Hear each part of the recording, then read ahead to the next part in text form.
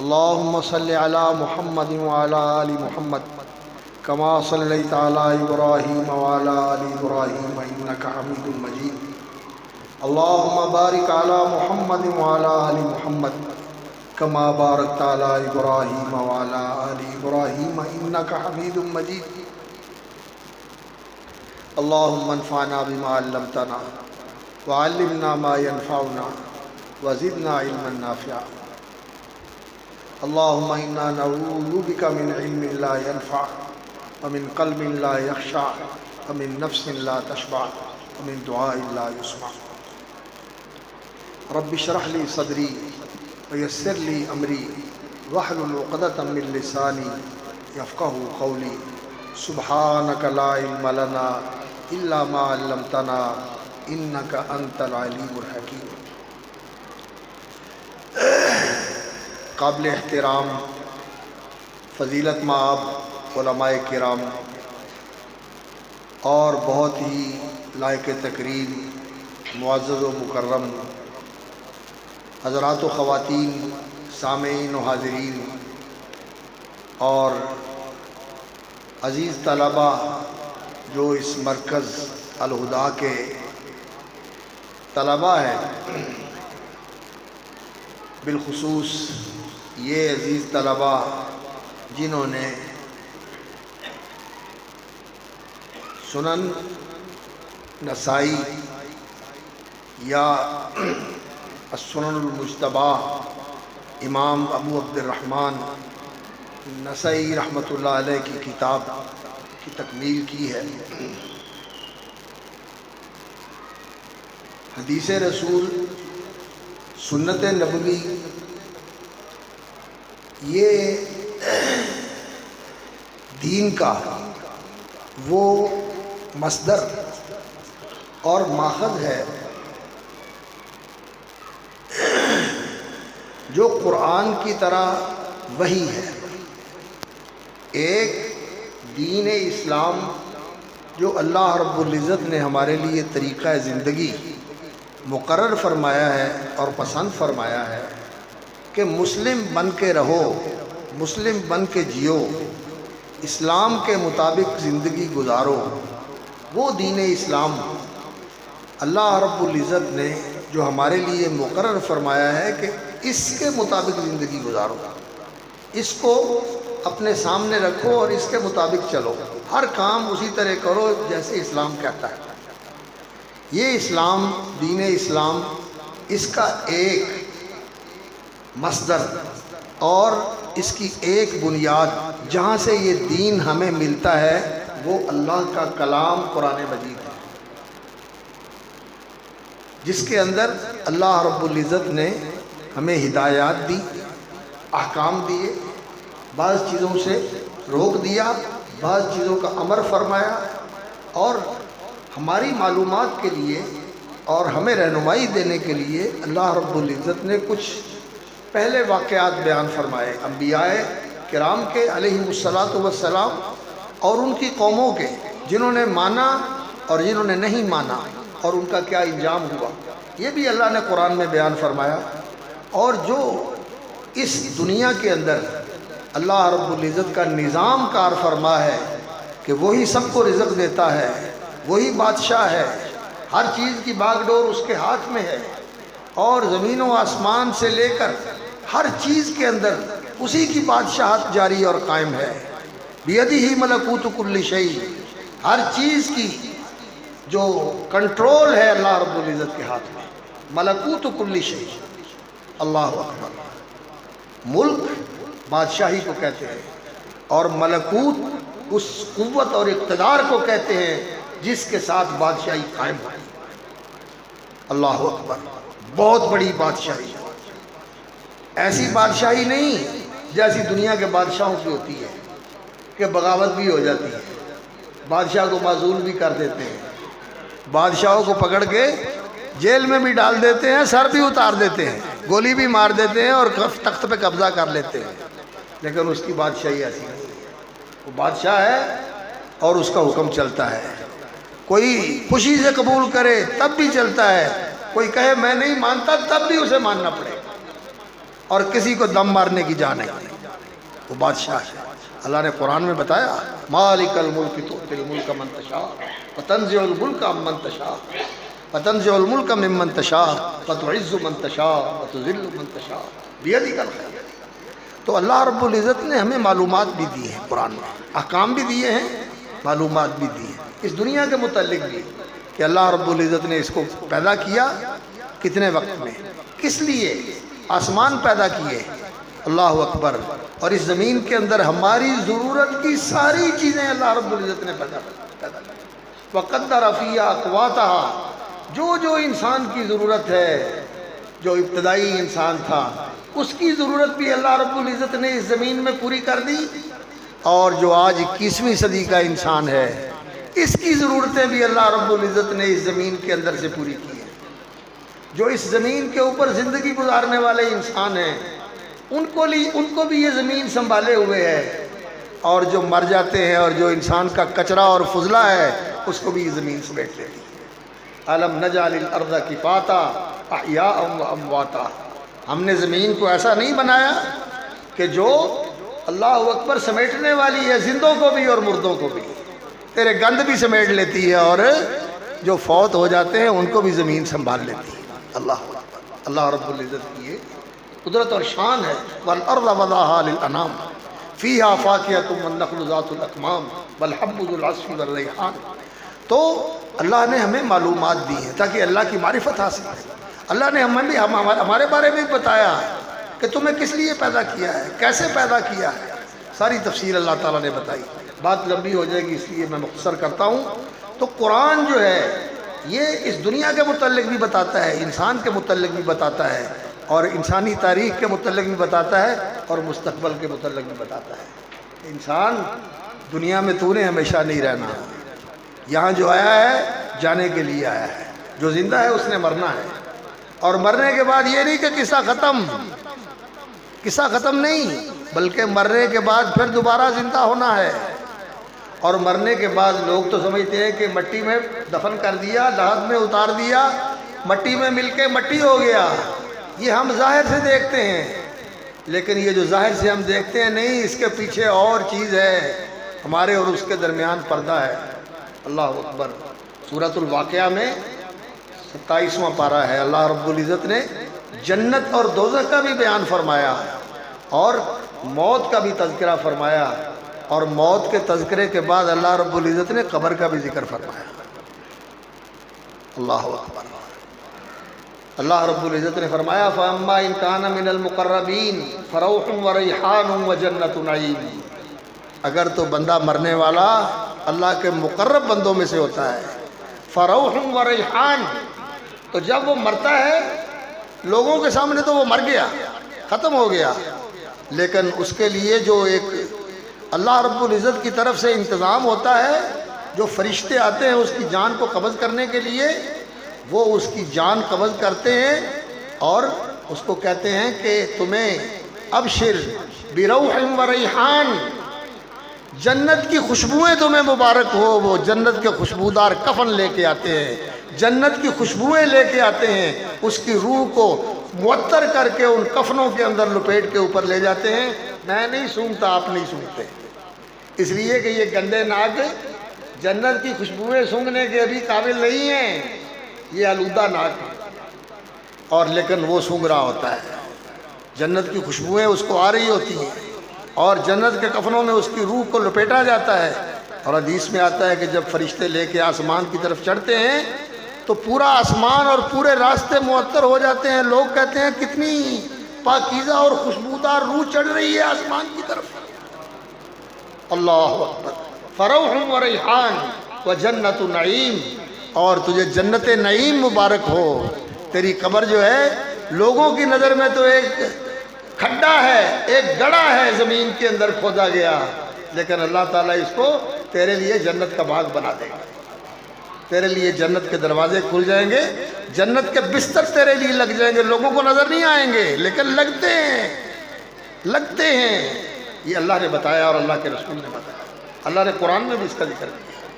وَأَمَّا إِن كَانَ مِنْ أَصْحَابِ الْيَمِينِ، اگر مقربین میں سے ہے تو بہت اس کے لیے نعمتیں ہیں قبر کے اندر، وَأَمَّا إِن كَانَ مِنْ أَصْحَابِ الْيَمِينِ فَسَلَامٌ لَكَ مِنْ أَصْحَابِ الْيَمِينِ۔ تو پھر کیا بات ہے اصحاب الیمین، سیدھے ہاتھ میں جن کو نامہ عمل ملنے والا ہے، ان لوگوں کی کیا بات ہے، کیا شان ہے ان کی۔ جس طرح ہم کہتے ہیں نا او فلانا او بلے بلے بلے بھئی کی گلے ہوتی ہے، اللہ رب العزت نے فرمایا فسلام لک من اصحاب الیمین، بلے بلے ان کے جو دائیں ہاتھ والے ہیں، کیا شان ملیں گے، کیا مقام ملیں گے، کیا مرتبے ملیں گے، کیا نعمتیں ملیں گی، ہم اللہ اکبر ان کا دنیا میں تصور نہیں کر سکتے۔ بڑی بات ہے اللہ رب العزت۔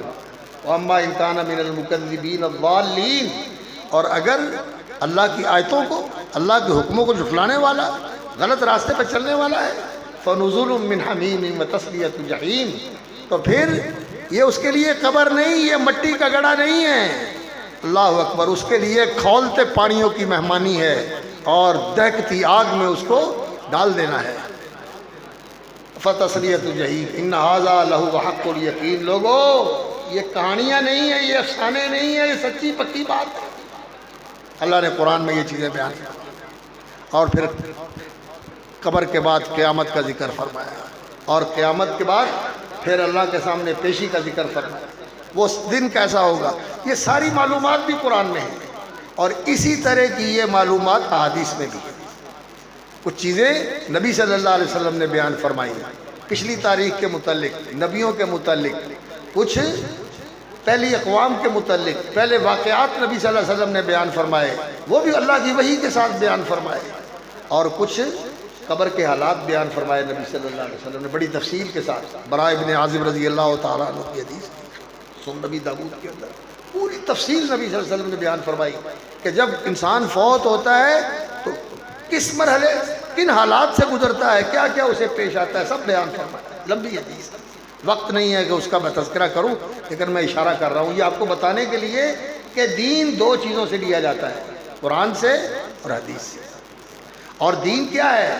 کچھ احکام ہیں، تعلیمات ہیں، اخلاق ہیں، آداب ہیں، معاملات ہیں، اصول ہیں، قاعدے ہیں، ضابطے ہیں، قوانین ہیں جو اللہ نے مقرر کیے ہوئے ہیں، اور کچھ معلومات ہیں جن کے اوپر یقین رکھنا ضروری ہے، جن سے انسان سیدھا رہتا ہے، جن سے انسان ٹھیک چلتا ہے، انسان جو ہے وہ راہ راست کے اوپر قائم رہتا ہے۔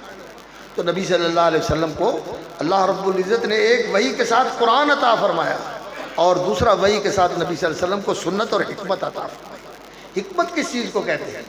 حکمت عربی زبان میں کہتے ہیں، اللہ اکبر، حکیم اس بندے کو کہتے ہیں جس کے سارے کام بالکل ٹھیک ہوں۔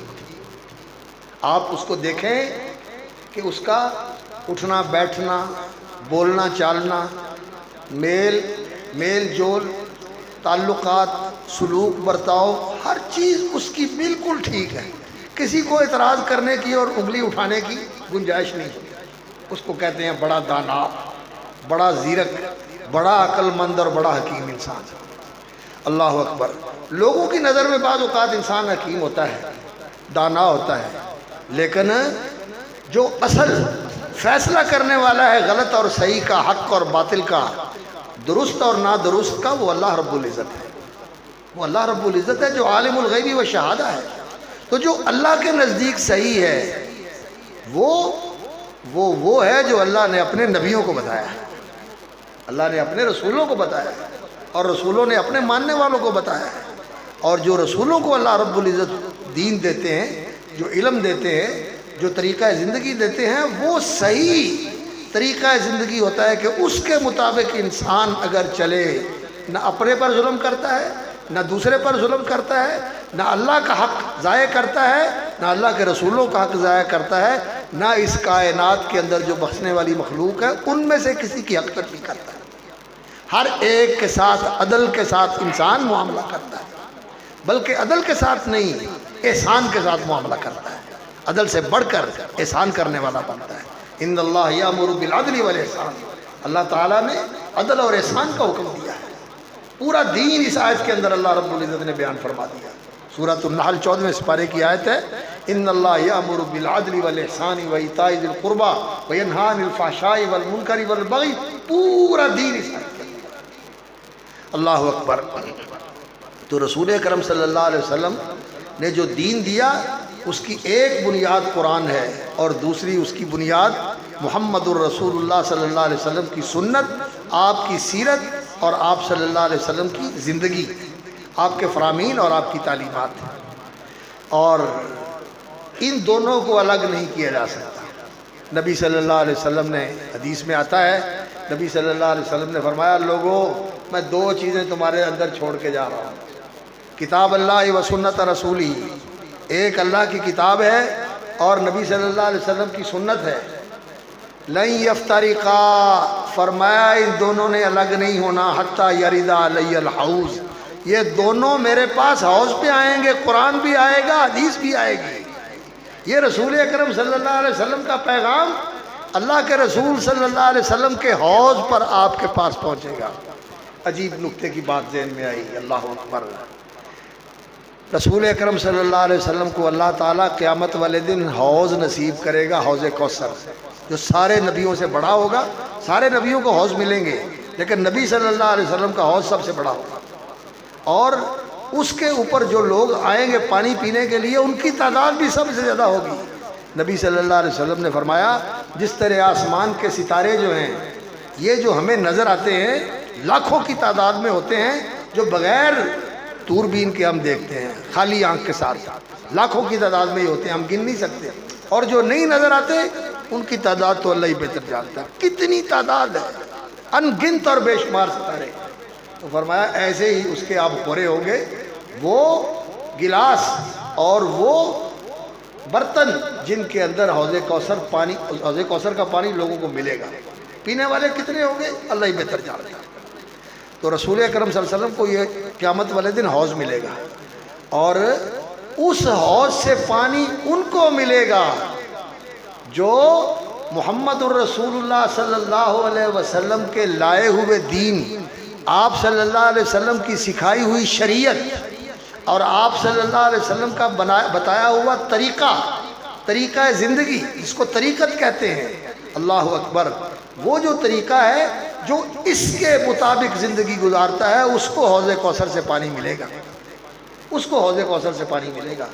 یہاں ہمیں سیراب کرنے والے یہ دو سرچشمے ہیں، کتاب اللہ اور سنت رسول اللہ، اور یہ دونوں سرچشمے حوض کوثر پہ پہنچ جائیں گے، اور حوض کوثر سے اسی کو پانی ملے گا جس نے ان دونوں سے پانی پیا ہوا ہے، ان دونوں سے سیراب ہوا ہے، ان دونوں سے اس نے اپنے آپ کو سیر کیا ہوا ہے۔ قرآن سے سیر ہے، قرآن کو اپنے اندر انڈیل رہا ہے اور سنت کو اپنے اندر اتار رہا ہے، اور اس کی زندگی کی پیاس قرآن اور سنت سے ہی بجھتی ہے، اسی کو حوض کوثر سے پانی ملے گا۔ کیوں؟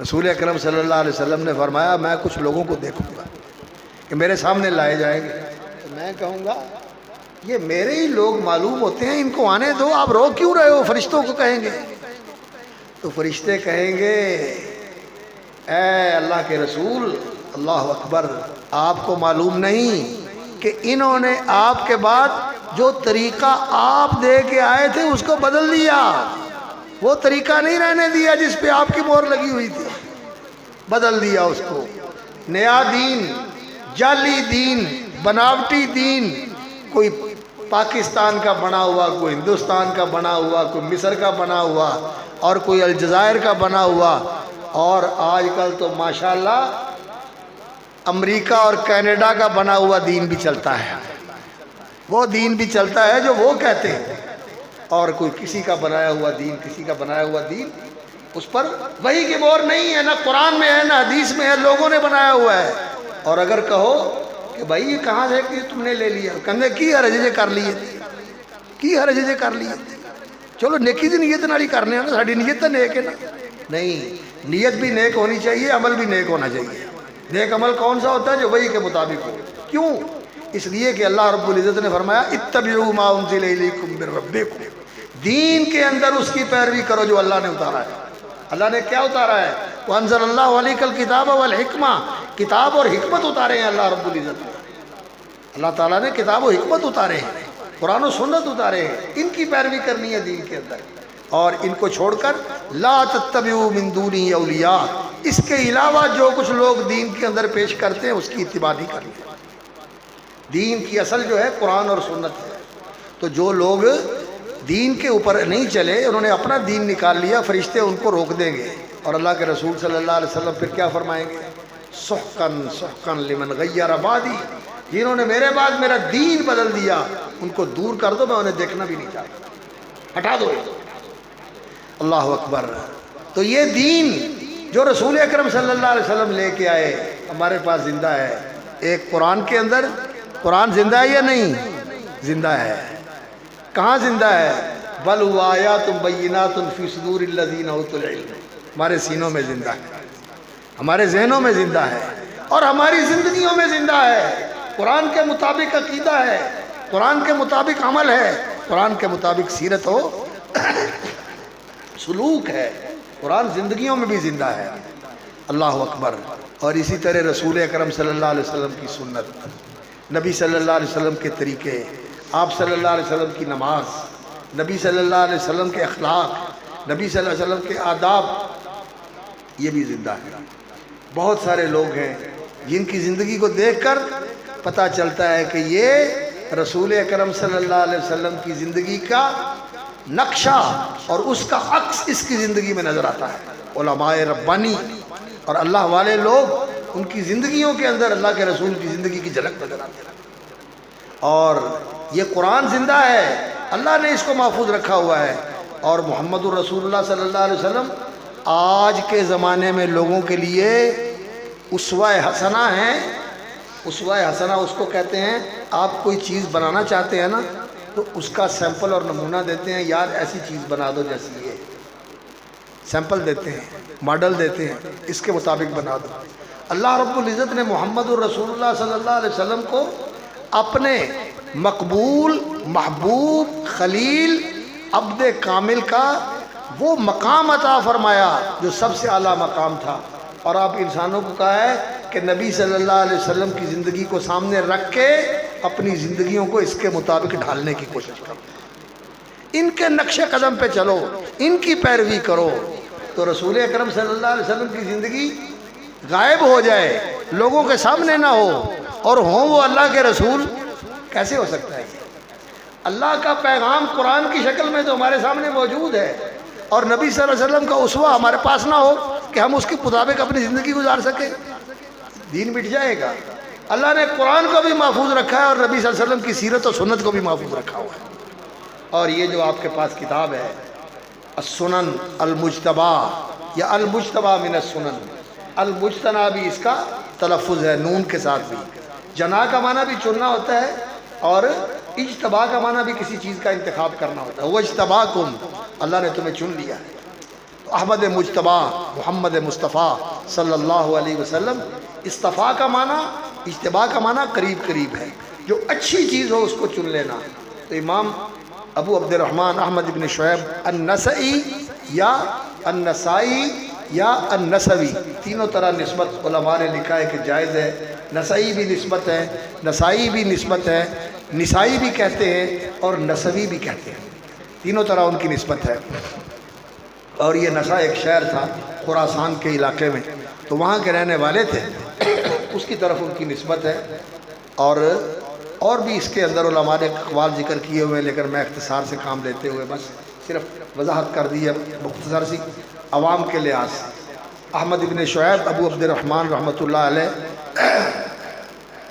ان کی ولادت جو ہے وہ تیسری صدی کے آغاز میں ہوئی. پہلی دہائی جو ہے تیسری صدی کی 203 یا بعض کہتے ہیں کہ 214-15، دوسری دہائی کے اندر، بعض کا خیال ہے پہلی دہائی کے اندر، لیکن زیادہ صحیح بات ہے کہ 214 یا 215 میں ان کی ولادت ہوئی. اور وفات جو ہوئی ہے ان کی وہ 305 کے اندر ہوئی ہے، یعنی 3 صدیاں گزرنے کے بعد چوتھی صدی کے جو پہلی دہائی ہے 5، اس کے اندر ان کی وفات ہوئی ہے. اور اللہ رب العزت نے ان کو یہ شرف عطا فرمایا کہ ان کے پیش رو جو تھے امام بخاری، امام مسلم، امام ابو داود، امام ترمذی، وہ ان سے زمانہ قریب قریب ہے لیکن وہ ان سے متقدم ہیں. لیکن ان استادوں سے جن سے انہوں نے پڑھا ہے انہوں نے بھی ان سے پڑھا ہے. قتیبہ بن سعید رحمۃ اللہ علیہ، اسی طرح امام اسحاق بن راہویہ وہ ان کے استادوں میں سے ہیں. ان سے پڑھا ہے اور بھی دوسرے حضرات سے پڑھا ہے۔ تو امام بخاری رحمۃ اللہ علیہ کا جو کام تھا وہ بھی ان کے سامنے تھا، امام مسلم کا بھی کام ان کے سامنے تھا۔ تو انہوں نے ایسی کتاب یہ ترتیب دی ہے، اس کی انہوں نے ایک شکل جو ہے نا وہ پہلے مرتب کی تھی، اس کا نام تھا السنن الکبریٰ، یعنی السنن، سنت کی جمع السنن، سنت کا معنی ہوتا ہے طریقہ، کہ نبی صلی اللہ علیہ وسلم کے عمل کا طریقہ کیا تھا، یہ کام آپ نے کیسے کیا، کیسے بتایا، کیسے سکھایا، کیسے کیا، کیسے کر کے دکھایا، یہ رسول اکرم صلی اللہ علیہ وسلم کی سنت، آپ کا طریقہ ہے۔ السنن اس کی جمع ہے، تو السنن الکبریٰ یعنی نبی صلی اللہ علیہ وسلم کی سنتوں کا بڑا مجموعہ۔ پہلے تو وہ نایاب تھا، لیکن اللہ کا شکر ہے کہ اللہ نے اپنے دین کو محفوظ رکھا ہوا ہے۔ اب وہ مخطوط نسخہ محقق ہو کر اہل علم کے ہاتھوں میں موجود ہے، اس کے اندر بھی موجود ہے، لائبریریوں کے اندر موجود ہے وہ السنن الکبریٰ۔ تو ایک علم کے دوست شخص نے ان سے پوچھا کہ حضرت جو کچھ اس میں سارا صحیح ہے، اتھینٹک ہے، مستند ہے؟ انہوں نے کہا نہیں، ملا جلا ہے، کچھ چیزیں ایسی بھی ذکر کر دیتے ہیں تاکہ لوگوں کو پتہ چل جائے کہ یہ کمزور ہے، پتہ چل جائے کہ یہ کمزور ہے، یہ صحیح ہے، اور ساتھ اس کے کمزور کی بھی نشاندہی کر دیتے ہیں۔ اس نے کہا اگر کاش ایسا ہو کہ صحیح جمع کر دیا جائے، تو انہوں نے پھر یہ السنن المجتبیٰ یا المجتبیٰ من السنن یا المجتبیٰ من السنن، یہ پھر انہوں نے مختصر نسخہ تیار کیا۔ اور اس کے اندر امام نسائی رحمۃ اللہ علیہ نے جو حدیث منتخب کی ہیں یہ اکثر صحیح حدیث، 100% تو نہیں لیکن سب سے زیادہ صحیح حدیث اس کتاب کے اندر ہیں۔ صحیح ہیں کتاب اللہ کے بعد صحیح بخاری اور صحیح مسلم، وہ تو ایسی دو کتابیں ہیں کہ ان کے اندر جتنی مرفوع حدیثیں ہیں سارے صحیح ہیں، اور بخاری تو سب سے زیادہ صحیح ہے اور مسلم بھی اس کا تکملہ اور تتمہ ہے۔ تو ان کے اندر جو حدیثیں ہیں وہ ساری کی ساری صحیح ہے، لیکن امام نسائی رحمۃ اللہ علیہ کی یہ جو کتاب ہے المجتبیٰ من السنن، اس کے اندر آپ کہہ سکتے ہیں کہ 95-96% حدیث صحیح ہے۔ چند ایک ہیں جن کے اوپر علماء کو اختلاف ہے، لیکن وہ بھی بالکل بے اصل نہیں ہے۔ تو یہ کتاب جو ہے امام نسائی رحمۃ اللہ علیہ نے نبی صلی اللہ علیہ وسلم کی سنتوں کا ذخیرہ جمع کیا ہے، کہ آپ جاننا چاہتے ہیں کہ رسول اکرم صلی اللہ علیہ وسلم نے یہ کام کیسے کیا تھا، تو یہ آپ کے پاس ریکارڈ موجود ہے۔ اور امام بخاری رحمۃ اللہ علیہ کی امام نسائی رحمۃ اللہ علیہ کی خصوصیت یہ ہے کہ اس میں طلباء کو یہ بتاتے ہیں کہ محدثین جب احادیث کو روایت کرتے ہیں مختلف استادوں سے سن کر، جو سلسلہ سند بنتا ہے اور الفاظ کا جو اختلاف ہوتا ہے، اس اختلاف کو سمجھنا، ان اسانید کے اختلاف کو سمجھنا، کس سے لیا، کب لیا، کہاں لیا اور کن الفاظ میں لیا، ان چیزوں کو ملحوظ رکھنا ضروری ہوتا ہے۔ آپ کو پڑھایا مولانا عبدالحکیم صاحب نے، تو انہوں نے ان چیزوں کی وضاحت کی ہوگی، یہ اس کی خصوصیت ہے، اسانید کا اختلاف، الفاظ کا اختلاف، اور جو نقل کرنے والے ہیں ان روات کا اختلاف، ان چیزوں کو بیان کرتے ہیں۔ اس لیے اللہ اکبر، میرے جیسے اور عام انسان جو ہیں ان کے ہاں تو ان چیزوں کی اتنی قدر و قیمت نہیں ہوتی، لیکن جنہوں نے اپنی زندگیاں رسول اکرم صلی اللہ علیہ وسلم کے علم کی خدمت و حفاظت کے لیے لگائی تھی، انہوں نے یقین جانیے ذرے ذرے اور ادنا سے ادنا اور چھوٹی سے چھوٹی چیز کے اوپر اتنی محنتیں کی ہیں، اتنی مشقتیں اٹھائی ہیں، اتنی قربانیاں دی ہیں۔ صحیح بات ہے کہ آج کوئی ایسا کرنا چاہے تو نہیں کر سکتا، ان کے حوصلے تھے، ان کے اللہ رب العزت کی توفیق تھی کہ انہوں نے ایک ایک حدیث کے لیے 3 4 جگہوں پر سنا، اور ایک ایک لفظ کی تحقیق کے لیے کتنے لوگوں کے پاس جا کر انہوں نے چھان بین کی، اور پھر اس کو جانچ کر پرکھ کر بتایا کہ یہ اللہ کے رسول کے الفاظ ہیں، یہ اللہ کے رسول صلی اللہ علیہ وسلم کی زبان اقدس سے نکلے ہوئے کلمات۔ اللہ تعالیٰ ان کے درجات بلند فرمائے۔ رسول اکرم صلی اللہ علیہ وسلم کی حدیث کی خدمت و حفاظت جو محدثین نے کی ہے، یہ اس امت کا امتیاز ہے، اور یہ نبی صلی اللہ علیہ وسلم کا اعجاز ہے، اور کسی نبی کی زندگی اس طرح محفوظ نہیں ہے۔ سب سے قریب نبی محمد رسول اللہ صلی اللہ علیہ وسلم سے پہلے حضرت عیسیٰ علیہ السلام، ان کی زندگی اللہ اکبر، یہ بائبل کا جو مجموعہ ہے جس کو عہد نامہ جدید کہتے ہیں، جس کو عہد نامہ جدید کہتے ہیں، اس کے اندر جو اناجیل ہیں، 4 انجیلیں، ان میں حضرت عیسیٰ علیہ السلام کی زندگی ہے، لیکن وہ ریکارڈ جو ان اناجیل سے ملتا ہے اور وہ ریکارڈ جو نبی صلی اللہ علیہ وسلم کی سیرت و سنت کا ملتا ہے، زمین آسمان کا فرق ہے، زمین آسمان کا فرق۔ نبی صلی اللہ علیہ وسلم کی تو ایک چیز صحابہ نے محفوظ کر دی اور تابعین نے ان سے سن کر محفوظ کر لیا، آگے منتقل کیا، انہوں نے محفوظ کر لیا، اور یہ آج تک محفوظ ہے۔ اور یہی لوگ ہیں جو اس دین کے محافظ ہیں، جو یہ پڑھنے والے، لکھنے والے، پڑھنے والے، آگے پڑھانے والے اور آگے سکھانے والے ہیں، ان کے ذریعے یہ دین محفوظ ہے۔ اللہ تعالیٰ نے یہ دین کے پہرے دار اور دین کے پاسبان اور دین کے چوکیدار اور دین کے نگہبان پیدا کیے ہوئے ہیں، جن کے ساتھ اللہ رب العزت کا یہ دین محفوظ ہے۔ قرآن کی حفاظت کون کرتے ہیں؟ قرآن کے حافظ اور قاری۔ اور دین کی حفاظت کون کرتے ہیں؟ کروانے والا اللہ ہے، انتخاب اللہ کا ہے، لیکن اللہ کام کن سے لیتا ہے؟ ان بوریا نشینوں سے، ان مسجدوں اور مدرسوں میں پڑھنے اور پڑھانے والوں سے۔ ان کے ساتھ دین زندہ اور قائم ہے۔ اس لیے دین سے محبت کرتے ہو تو ان دین کے خادموں سے محبت کرو، اور دین کو قائم رکھنا چاہتے ہو تو ان کو کمزور نہ پڑنے دو، ان کے ساتھ کھڑے رہو، ان کا سہارا بنو، ان کے دست و بازو بنو، اور ان کو پریشان نہ ہونے دیں کہ یہ دین کی خدمت کے اندر لگے رہیں۔ ماشاءاللہ جو ہماری سرحدوں کی حفاظت کرتے ہیں، کتنا خرچ کرتے ہیں ان کے اوپر؟ نہیں بھی کرتے تو وہ لے لیتے ہیں کہ جی اتنا خرچہ چاہیے، اور یہاں دینے کے لیے ہم کہتے ہیں کہ ایک ہی کر دیں، ایک ہی کر دیں۔ اللہ اکبر، یہ اس دین کی خدمت ہے، یہ اس دین کی حفاظت ہے، اور اس اللہ کے کلمے کی سربلندی کا کام ہے۔ یقین جانیے یہ اس دنیا سے چلا جائے دین تو یہ دنیا نہیں رہے گی، دین کے ساتھ یہ دنیا قائم ہے۔ اللہ کی رحمتیں اور اللہ کی نوازشیں لوگوں کے اوپر اتر رہی ہیں کہ اللہ کا نام لینے والے موجود ہیں۔ جب اللہ کا نام لینے والے نہیں رہیں گے، قال اللہ اور قال رسول اللہ صلی اللہ علیہ وسلم کہنے والے نہیں رہیں گے، اللہ تعالیٰ دنیا کی بساط لپیٹ دے گا۔ جب دنیا میں اللہ اللہ کہنے والے نہیں رہیں گے، دنیا ختم ہو جائے گی۔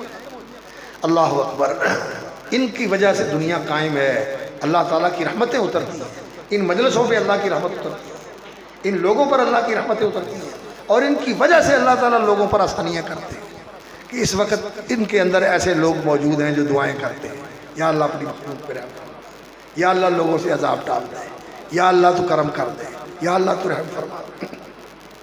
تو یہ دین کی حفاظت جو ہے ان حدیث کی کتابوں سے ہوتی ہے، اور یہ جو کتاب ہے امام ابو عبد الرحمن احمد بن شعیب النسائی رحمۃ اللہ علیہ کی المجتبی من السنن یا المجتنی، اس کے اندر 51 کتابیں ہیں۔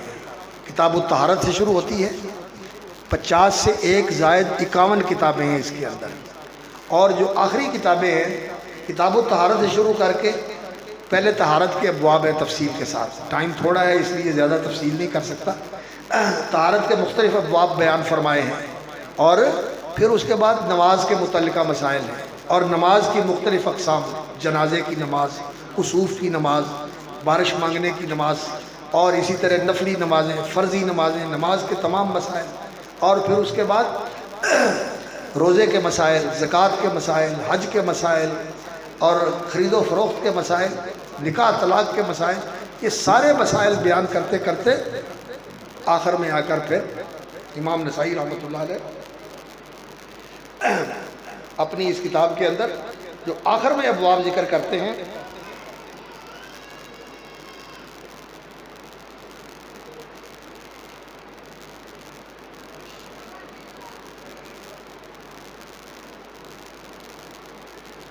آخری ابواب جو امام نسائی رحمۃ اللہ علیہ نے ذکر کیے ہیں، اللہ اکبر، جو 47 نمبر باب ہے، حدود، قصاص، قضاء، حکومت، سیاست، یہ سارے ابواب اس کے اندر آ گئے۔ آخر میں جو باب لے کے آئے ہیں 47 نمبر 47، وہ ہے ایمان اور اس کی شرائع، یعنی ایمان کی تفصیلات، ایمان کے تقاضے، اور اس کے بعد لے کے آئے ہیں کتاب الزینہ، زینت کی کتاب، یعنی انسان کو آرائش، اپنے آپ کو آراستہ کرنا، اپنے آپ کی بیوٹیشن، اپنے آپ کو خوبصورت بنانا، شریعت نے اس کے لیے کیا تعلیم دی ہے؟ آج ہماری بیوٹیشن کس سے ہوتی ہے؟ صبح اٹھتے ہی سب سے پہلے کیا کرتے ہیں؟ ہائے ہائے ہائے، جو فطرت ہے اسلام کی، اور نبی صلی اللہ علیہ وسلم نے فرمایا یہ انسانوں کی فطرت ہے کہ اللہ رب العزت نے اسے پیدا کیا ہے اور یہ کہتا ہے کہ نہیں میں نہیں رہنے دینا، سب سے پہلے یہ کام کرنا ہے۔ اور آج کل تو سلسلہ ایسا ہی شروع ہوا ہے کہ یہ بھی صاف اور یہ بھی صاف، اور بالکل جو ہے نا اپنے آپ کو ایسا ہی ظاہر کرتے ہیں کہ ابھی تک انسان منڈا معلوم ہو، نو عمر معلوم۔ یہ فطرت کے خلاف ہے، اسلام کی تعلیم کے خلاف ہے۔ تو زینت، کون سی زینت ہے جس کا اسلام نے حکم دیا ہے؟ اللہ نے حکم دیا ہے خذوا زینتکم، اپنی زینت کو حاصل کرو اور اپناؤ۔ انسان کو پاکیزہ، صاف ستھرا اور خوش شکل اور خوش وضع ہونا چاہیے، خوش اتوار ہونا چاہیے۔ ایک آدمی نبی صلی اللہ علیہ وسلم کی خدمت میں آیا، اس کے بال بکھرے ہوئے ہیں، مٹی پڑی ہوئی ہے بالوں میں، الجھے ہوئے بال ہیں، داڑھی کے بھی، سر کے بھی، اور اب بال بھی بڑے بڑے رکھتے ہیں۔ تو نبی صلی اللہ علیہ وسلم نے فرمایا کیسے آ گئے ہو؟ تمہاری شکل ایسے جیسے شیطان ہوتا ہے، تیرے پاس کوئی نہانے دھونے کا انتظام نہیں ہے، کوئی تیرے پاس کوئی تیل کنگا نہیں ہے کہ تو اپنے بال سنوار کے آ جائے۔ وہ گیا، بال سنوار کے نہا دھو کے آیا، کنگھی شنگھی کی ہوئی، تو فرمایا یہ اچھا نہیں ہے کہ انسان انسانوں کی طرح آئے، تو نے کیسی شکل بنائی ہوئی تھی؟ ڈرونی شکل بنا کے آ گیا مسجد میں۔ تو اسلام نے تعلیم دی ہے زینت کی، لیکن زینت کی حدود ہے، مردوں کے لیے بھی عورتوں کے لیے بھی اسلام نے تعلیم دی ہے۔ اور رسول اکرم صلی اللہ علیہ وسلم یہ جو شکل بنائی ہے اللہ رب العزت نے، یہ تو اللہ نے جیسی بنا دی، اللہ کے بنائے پر انسان کو راضی رہنا چاہیے۔ یہ جو مختلف شکلیں بنائی ہوئی ہیں اللہ تعالیٰ نے، یہ سب اللہ کی تخلیق ہے۔ اور نبی صلی اللہ علیہ وسلم نے فرمایا اللہ کی بنائی ہوئی شکل کوئی ماڑی نہیں ہے، کل خلق اللہ ثنا، اللہ کی ہر بنائی ہوئی شکل اچھی ہے، رنگ بھی اس کے بنائے ہوئے، ناک نقش بھی اس کے بنائے ہوئے، کسی کا کیسا بنا دیا، کسی کا کیسا بنا دیا۔ فتبارک اللہ احسن الخالقین، یہ احسن الخالقین کی تخلیق ہے، یہ ساری سونی ہے، یہ ساری سونی ہے۔ ہاں جس پر انسان نے محنت کر کے بنانا ہے وہ یہ ہے کہ انسان اپنے اخلاق کو اچھا بنائے، اور انسان پھر اپنے آپ کو ان اخلاق اور آداب کے ساتھ آراستہ کرے جو انسان کا شرف ہے۔ انسانی اخلاق جو ہیں، نبیوں والے اخلاق، اللہ کو جو پسند اخلاق ہیں، وہ اخلاق اور وہ آداب جو انسان کے مقام اور مرتبے کے لائق ہیں، ان اخلاق اور آداب کے ساتھ اپنے آپ کو آراستہ کرنا چاہیے، اور وہ اللہ کے رسول صلی اللہ علیہ وسلم نے سکھائے ہیں۔ حضرت سلمان فارسی رضی اللہ تعالیٰ عنہ کو یہودیوں نے کہا تمہارا عجیب نبی ہے، تمہیں سارے طریقے بتاتا ہے کہ قضاء حاجت کے لیے کہاں جانا ہے، کون سا ہاتھ استعمال کرنا ہے، کون سا نہیں کرنا، پیشاب کرتے وقت یہ ہاتھ نہیں استعمال کرنا جو دایاں ہاتھ ہے، یہ ہاتھ استعمال کرنا ہے جو بایاں ہاتھ ہے، اور اسی کے ساتھ طہارت کرنی ہے، اسی کے ساتھ ڈیلا استعمال کرنا ہے، اسی کے ساتھ پانی استعمال کرنا ہے، اور ڈیلا بھی استعمال کرنا ہے تو اتنی تعداد کے اندر کرنا ہے، پانی استعمال کرنا ہے تو اس کے بعد پھر یہ بھی کرنا ہے، ساری چیزیں سکھائی۔ اللہ اکبر، تمہارا نبی سب کچھ سکھاتا ہے؟ انہوں نے کہا ہاں ہمارا نبی ہمارے لیے باپ کی طرح ہے، جیسے بچوں کو سب کچھ سکھایا نہیں نہ جاتا، سب کچھ سکھایا جاتا ہے، اسی طرح ہمارے نبی نے بھی ہمیں سب کچھ سکھایا ہے، ہمیں سارے طریقے بتائے ہیں، اور یہ کوئی عیب والی بات نہیں ہے، کمال والی بات ہے۔ اور نبی صلی اللہ علیہ وسلم نے انسانوں کو زندگی کے سارے طریقے ہی بتائے ہیں۔ تو زینت کا باب لے کے آئے ہیں امام نسائی رحمۃ اللہ علیہ، جس کے اندر یہ تفصیلات بیان کی ہیں۔ اور اس کے بعد کتاب و آداب القضاء، قاضی فیصلے عدالت کے، سپریم کورٹ کے اور ہائی کورٹ کے اور جو لوئر کورٹ ہوتا ہے، ان میں سب جو فیصلے ہوتے ہیں اس کے لیے شریعت کی تعلیمات کیا ہے، قرآن کیا کہتا ہے، سنت کیا کہتی ہے۔ اور پھر دین کی تعلیمات ساری ذکر کرنے کے بعد کتاب الاستعاذہ لے کے آئے ہیں۔ قرآن مجید کی ابتدا کس سے ہوتی ہے؟ بسم اللہ الرحمن الرحیم الحمدللہ سے، اور اختتام کس پہ ہوتا ہے؟ اللہ کی توحید کے اوپر، قل هو اللہ احد، اور قل اعوذ برب الفلق اور قل اعوذ برب الناس۔ اپنے آپ کو اللہ کی پناہ میں دے دو، اپنے آپ کو اللہ کی پناہ میں دے دو، اس لیے کہ زندگی کے اندر دین کے اوپر چلنے کے لیے اگر اللہ رب العزت ہمیں اپنی پناہ میں نہ رکھے، اپنی حفاظت میں نہ رکھے، ہمیں تحفظ اور ہمیں ہماری عصمت اور ہمارے تحفظ اور بقا کا اللہ تعالیٰ ضامن نہ ہو، تو شیطان ہمارا دشمن ہے، وہ ہمیں اچک کے لے جائے گا۔ شیاطین الجن والانس وہ ہمیں دین پہ قائم نہیں رہنے دیں گے۔ اس لیے اعوذ برب الفلق من شر ما خلق ومن شر غاسق اذا وقب ومن شر النفاثات في العقد ومن شر حاسد اذا حسد وقل اعوذ برب الناس ملك الناس اله الناس من شر الوسواس الخناس الذي يوسوس في صدور الناس من الجنة والناس۔ استعاذے کی تعلیم دی، اس پر قرآن ختم ہوا۔ امام نسائی رحمۃ اللہ علیہ کتاب الاستعاذہ کے اندر آپ نے پڑھی ہیں یہ دعائیں، جتنی تفصیل کے ساتھ استعاذے کی دعائیں، اللہ کی پناہ حاصل کرنے کے اور اللہ کی پناہ میں آنے کے لیے جو الفاظ نبی صلی اللہ علیہ وسلم نے سکھائے ہیں، اللہ اکبر، سچی بات ہے، یہ ایک مستقل باب ہے، ایک دن کا نہیں، اس کے لیے مہینے چاہیے کہ یہ بیان کیا جائے کن کن چیزوں کی تعلیم دی ہے نبی صلی اللہ علیہ وسلم نے کہ اللہ سے پناہ مانگنی چاہیے، اللہ سے پناہ مانگنی چاہیے۔ اللہم انا نعوذ بک من الجبن والبخل، بزدلی سے، بخیلی سے اللہ کی پناہ مانگنی چاہیے، والعجز والکسل، اس چیز سے اللہ کی پناہ مانگنی چاہیے کہ انسان عاجز اور ناکارہ ہو جائے کہ میں کر ہی نہیں سکتا، میں کسے جوگا ہے ہی میرے کو نہیں ہوندا، او کرتے صحیح تو میں کر ہی نہیں سکتا، ایسا ناکارہ بالکل ہی ہمت توڑ کے بیٹھ جائے۔ والکسل، اچھا کریں گے، سستی کا مارا ہوا، یہ ساری چیزیں ان کی پناہ، ان سے پناہ مانگی ہے اللہ کے رسول صلی اللہ علیہ وسلم نے، اللہ کے رسول صلی اللہ علیہ وسلم نے ان چیزوں سے پناہ مانگی ہے اللہ تعالیٰ کی۔ اسی طرح شیطان کے شر سے، حاسدوں کے شر سے، بیماریاں، یہ ساری استعاذے کی جتنی احادیث ہے وہ اس کتاب کے اندر انہوں نے جمع کی ہیں امام نسائی رحمۃ اللہ علیہ نے۔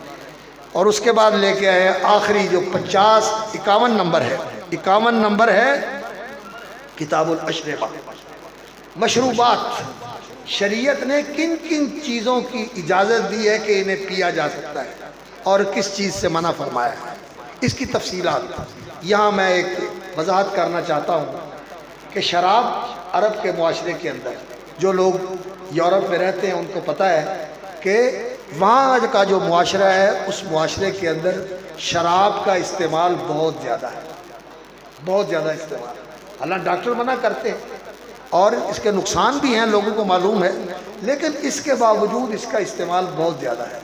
اور عربوں کا بھی یہی حال تھا، وہ شراب بہت زیادہ پیتے تھے۔ عربی کا ایک شاعر ہے، کمال اس نے جو ہے نا اپنے شراب کے شوق کا اظہار کیا ہے، کہتا ہے اگر میں مر جاؤں نا تو میری اپنے وارثوں سے وصیت یہ ہے کہ میری قبر کے اوپر انگور کی بیل لگا دیں تاکہ مرنے کے بعد بھی اس کی جڑوں سے میری ہڈیوں کو شراب ملتی رہے۔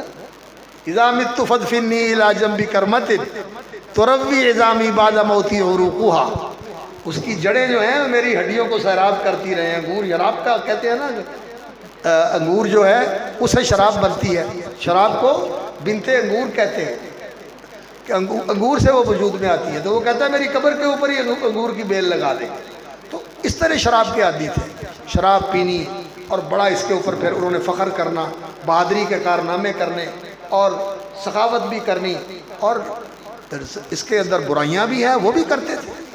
انسان جو ہے وہ درندہ بھی بن جاتا ہے اور انسان جو ہے وہ بے شرم اور بے حیا بھی بن جاتا ہے، یہ کام بھی ہوتے ہیں۔ تو اس معاشرے کے اندر شراب بہت زیادہ چلتی تھی۔ تو اللہ رب العزت نے قرآن مجید کے اندر، اللہ تعالیٰ انسان کی فطرت کا بنانے والا ہے، اور جو بنانے والا ہے اس سے زیادہ اس کا لحاظ کرنے والا کون ہوگا؟ تو اللہ رب العزت نے مسلمانوں کو شراب سے روکنا تھا، تو اللہ رب العزت نے اس کے لیے احکام تدریجاً نازل فرمائے۔ پہلے تو ذکر فرمایا اللہ اکبر سورۃ النحل کے اندر جو سورۃ النعم ہے اپنی نعمتوں کا، اور وہاں وَمِن ثَمَرَاتِ النَّخِيلِ وَالْأَعْنَابِ تَتَّخِذُونَ مِنْهُ سَكَرًا وَرِزْقًا حَسَنًا، بطور نعمت کا ذکر فرمایا کہ وَمِن ثَمَرَاتِ النَّخِيلِ وَالْأَعْنَابِ، کھجوروں اور انگوروں کا پھل یہ بھی اللہ نے تمہارے لیے پیدا کیا ہے۔ تَتَّخِذُونَ مِنْهُ سَكَرًا، اپنے نشے کا سامان بھی اس میں سے حاصل کرتے ہو، شراب بھی بناتے ہو، وَرِزْقًا حَسَنًا، اور عمدہ رزق بھی، کھجور بھی توانائی اور انگور بھی توانائی، فوری توانائی، جیسے انسان انجیکشن نہیں لگوا لیتا انرجی کا تو یہ انگور کھا لے پوری انرجی فوراً بحال ہو جاتی ہے، اور کھجور کھا لے انسان تو انسان کی پوری توانائی جو ہے وہ بروئے کار آ جاتی ہے۔ تو اللہ تعالیٰ نے اس کا ذکر فرمایا۔ اور پھر جو رسول اکرم صلی اللہ علیہ وسلم معراج پہ گئے، اسراء کے موقع پر نبی صلی اللہ علیہ وسلم کے سامنے دودھ بھی پیش کیا گیا اور شراب بھی پیش کی گئی۔ تو نبی صلی اللہ علیہ وسلم نے شراب کو چھوڑ کر دودھ لے لیا، تو حضرت جبریل نے کہا ہدیت للفطرہ، آپ کو اللہ رب العزت نے فطرت کی طرف رہنمائی فرمائی، آپ نے فطری چیز کو قبول کیا اور جو فطرت کو بگاڑنے والی چیز ہے اس کو چھوڑ دیا۔ انسان کی فطرت کیا ہے کہ انسان عقل مند ہو، آہستہ آہستہ انسان کی عقل بڑھے، اور شراب کیا ہے عقل کو ختم کر دیتی ہے، پردہ ڈال دیتی ہے، انسان کو بے عقل بنا دیتی ہے۔ دودھ سے انسان کی توانائی ہے، زندگی ہے، بقا ہے۔ یہ ایک کھانا ایسا ہے دودھ کا جس کے بارے میں نبی صلی اللہ علیہ وسلم نے فرمایا کہ جب تم یہ کھانا کھاؤ تو اللہ سے یہ دعا کیا کرو اللہم بارک لنا فیہ وزدنا منہ، یا اللہ اس کو برکت والا بنا دے اور دے۔ اور جب پیش کیا جائے تو یہ نہ کہا کرو میں نہیں پینا، دودھ کو رد نہ کیا کرو، یہ اللہ کی بہت بڑی نعمت ہے، اللہ کی بہت بڑی نعمت ہے، دودھ پی لیا کرو، دودھ پی لیا کرو، بڑا اللہ رب العزت کا یہ احسان ہے۔ لیکن کاش کہ دودھ خالص ملے، یہ بڑا المیہ ہے۔ آج جو دودھ ہمیں ملتا ہے یہ بیماریوں کا انجیکشن لگے ہوئے ہیں، پتہ نہیں کیا کیا کیمیکل ملے ہوئے ہیں، اور ایسی چیزیں ڈال کر اس دودھ کو زہرناک بنا دیتے ہیں، لوگوں کے لیے بیماریوں کا سبب بننے والا ہے۔ جو زندگی کا ضامن تھا تو لوگوں کے لیے بیماریوں کا موجب بن گیا۔ تو خیر نبی صلی اللہ علیہ وسلم نے شراب کو چھوڑ دیا، دودھ کو انتخاب کر لیا۔ مدینہ منورہ میں آئے، سورۃ البقرہ کے اندر اللہ رب العزت نے شراب کے بارے میں جو پہلی آیت نازل فرمائی، اس آیت کے بعد جو سورۃ النحل کی ہے وہ یہ تھی کہ لوگ شراب کے بارے میں پوچھتے ہیں۔ صحابہ کرام جب مسلمان ہوئے تو ان کے اندر نیکی کی روح بیدار ہو گئی۔ کئی لوگوں نے جاہلیت میں بھی شراب نہیں پی، اسلام سے پہلے بھی شراب نہیں پی، نفرت کرتے تھے کہ انسان کی عقل جو ہے وہ معوف ہو جائے، اور کئی لوگ جو تھے وہ پیتے تھے۔ تو لوگوں نے پوچھا کہ شراب کے بارے میں اللہ تعالیٰ نے حکم دیا ہے، اللہ تعالیٰ نے نازل فرمایا حکم کہ اس میں کچھ پہلو اچھے بھی ہیں اور کچھ برے بھی ہیں۔ اچھے پہلو کیا ہے کہ انسان بہادری کے کام کرتا ہے اور انسان کو انرجی ملتی ہے، انسان تھکتا نہیں ہے، تھکاوٹ نہیں چڑھتی۔ آج کل بھی مزدور لوگوں کو دیکھا آپ لوگوں نے، منہ میں نسوار رکھتے ہیں، نشہ کرتے ہیں، کہتے ہیں جی تھکاوٹ نہیں ہوتی، ڈرائیور شراب پیتے ہیں، اس طرح کے نشے استعمال کرتے ہیں کہ انسان کی توانائی بحال رہتی ہے، لیکن نتیجہ اس کا یہ نکلتا ہے کہ آہستہ آہستہ انسان اندر سے کھوکھلا ہو جاتا ہے، اور یہ نشہ انسان کی دوسری قوتوں کو ناکارہ کر دیتا ہے اور انسان بیماریوں کی اماجگاہ بن جاتا ہے۔ تو اللہ رب العزت نے فرمایا کہ اس میں نفع بھی ہے، اس میں نقصان بھی ہے، شراب اور جوا دونوں چیزیں ان کے اندر بہت زیادہ تھیں۔ پھر اللہ رب العزت نے حکم نازل فرمایا کہ شراب جو ہے نماز کے اوقات میں نہ پیو، اس لیے کہ نماز جب اللہ کے سامنے کھڑے ہونا ہوتا ہے تو باشعور ہو کے نماز پڑھنی چاہیے کہ میں کیا کہہ رہا ہوں۔ افسوس، اللہ تعالیٰ نے تو کہا کہ نماز پڑھو، اور ایسی حالت پہ نماز نہ پڑھو جب تمہیں پتہ نہیں ہے کہ میں کیا پڑھ رہا ہوں، کیا کہہ رہا ہوں، حتیٰ تعلموا ما تقولون۔ لیکن میری بات کا برا نہ منائیو، ہم لوگ ساری عمر نماز پڑھتے رہتے ہیں اور ہمیں پتہ نہیں کہ ہم کیا پڑھ رہے ہیں۔ نماز کا ترجمہ یاد کیا کرو، نماز ترجمے کے ساتھ پڑھا کرو، یہ نہیں کہ اردو پڑھو، آپ کو پتہ ہو کہ میں الحمدللہ رب العالمین کہہ کے کیا کہتا ہوں، اور جب میں یہ کہتا ہوں اللہ اکبر اعوذ باللہ من الشیطان الرجیم تو میں اللہ سے کیا مانگتا ہوں، بسم اللہ الرحمن الرحیم کہتا ہوں تو میں کیا کہتا ہوں۔ ترجمہ یاد کر کے نماز پڑھو، انشاءاللہ نماز میں سکون بھی ملے گا اور نماز میں توجہ اور حضوری بھی نصیب ہوگی۔ تو اللہ رب العزت نے فرمایا نشے کی حالت میں نماز کے قریب نہ جاؤ۔ پھر بھی حضرت عمر رضی اللہ تعالیٰ نے کہا یا اللہ شراب کا مسئلہ حل کر دے، یہ مسئلے میں الجھاؤ اور ابہام ہے۔ تو پھر سورۃ المائدہ کی آیت نازل ہوئی، اللہ اکبر، یا ایھا الذین آمنوا انما الخمر والمیسر والانصاب والازلام رجس من عمل الشیطان فاجتنبوہ لعلکم تفلحون۔ یہ انما الخمر والمیسر، جوا، شراب، انما الخمر والمیسر والانصاب، یہ آستانے جن کی لوگ پوجا کرتے ہیں، جہاں چڑھاوے چڑھاتے ہیں، جا کے جہاں ماتھے ٹیک کے ان کی تعظیم کرتے ہیں، والازلام، اور قسمت کو معلوم کرنے کے لیے لوگ کبوتروں کے پاس جاتے ہیں، طوطوں کے پاس جاتے ہیں، پروفیسروں کے پاس جاتے ہیں اور چیزیں نکال نکال کے، قسمت پڑیاں نکال نکال کے قسمت معلوم کرتے ہیں. یہ سارے طریقے شیطانی ہیں. والازلام رجسن، گندے ناپاک ہیں، من عمل الشیطان، شیطانی طریقے ہیں. فاجتنبوہ، ان سے الگ ہو جاؤ، انہیں چھوڑ جاؤ. قطعی حکم آ گیا شراب حرام ہو. حضرت انس رضی اللہ تعالیٰ عنہ کہتے ہیں میرے اللہ اکبر اسٹیپ فادر، ان کی والدہ کے شوہر، باپ ان کے فوت ہو گئے تھے، والدہ نے دوبارہ نکاح کر لیا ابو طلحہ کے ساتھ. تو کہتے ہیں ان کے گھر میں شراب کی مجلس جمی ہوئی تھی اور میں پلا رہا تھا ان کو شراب، اور لوگ پی رہے تھے.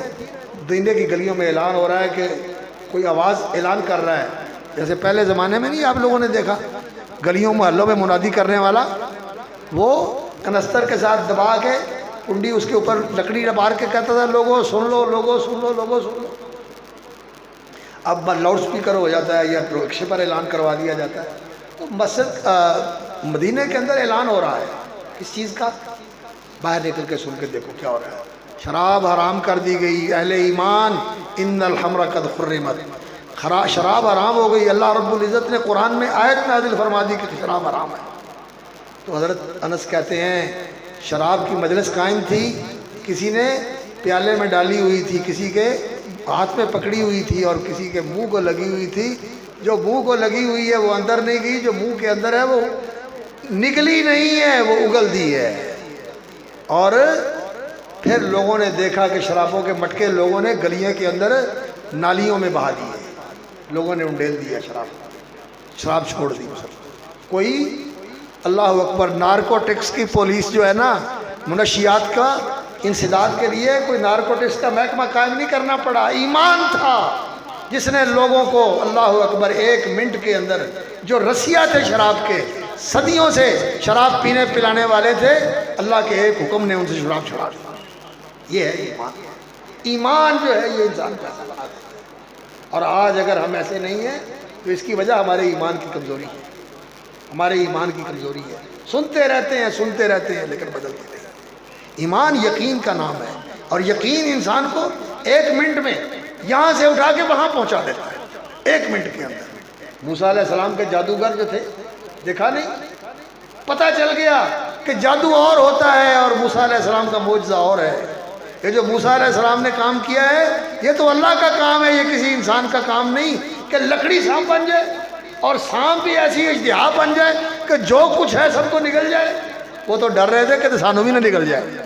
ہاں، جادوگر بھی ڈر رہے تھے، کہنے لگے آمنا برب ہارون و موسیٰ، اور ایمان لے، اور اسی وقت امتحان شروع ہو گیا.